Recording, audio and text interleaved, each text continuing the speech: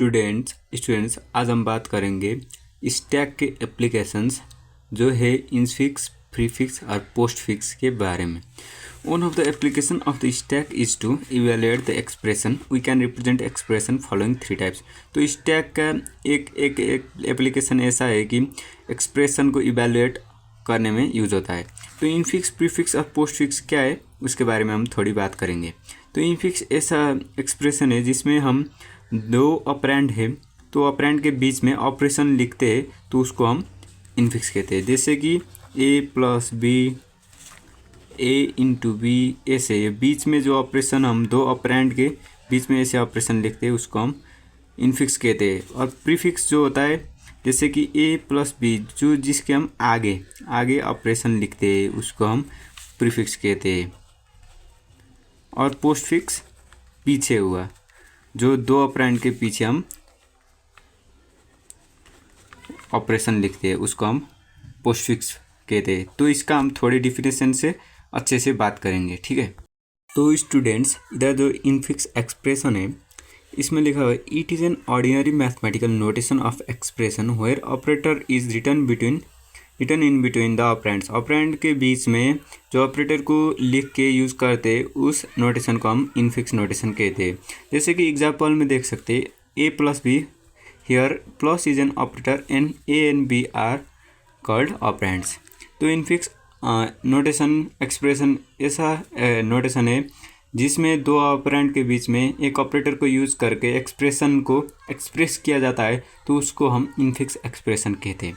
तो इधर prefix expression भी वैसे ही है।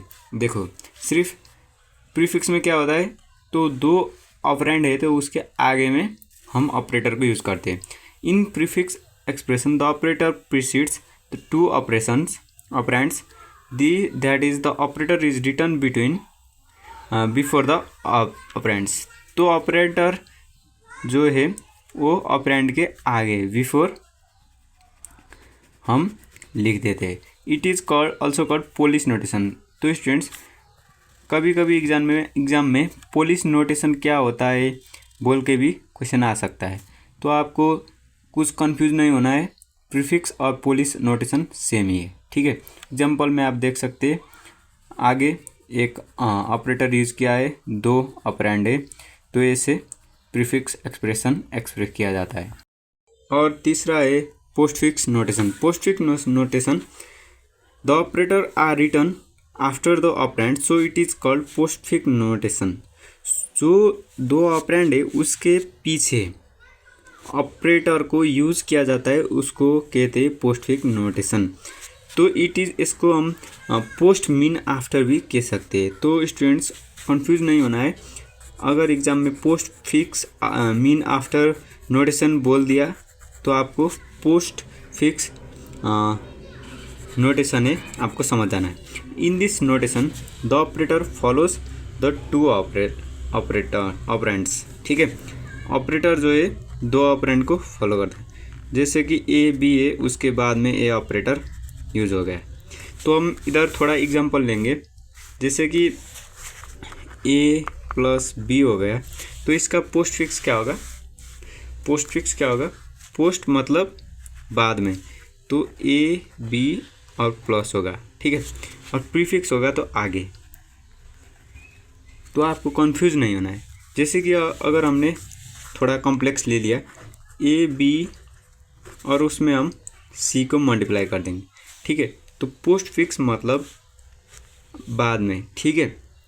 कुछ कंफ्यूज नहीं होना है आपको। तो पहले क्या होगा a और b को हम ऐड करेंगे, उसके बाद c को हम मल्टीप्लाई कर देंगे, ठीक है, कोई दिक्कत नहीं।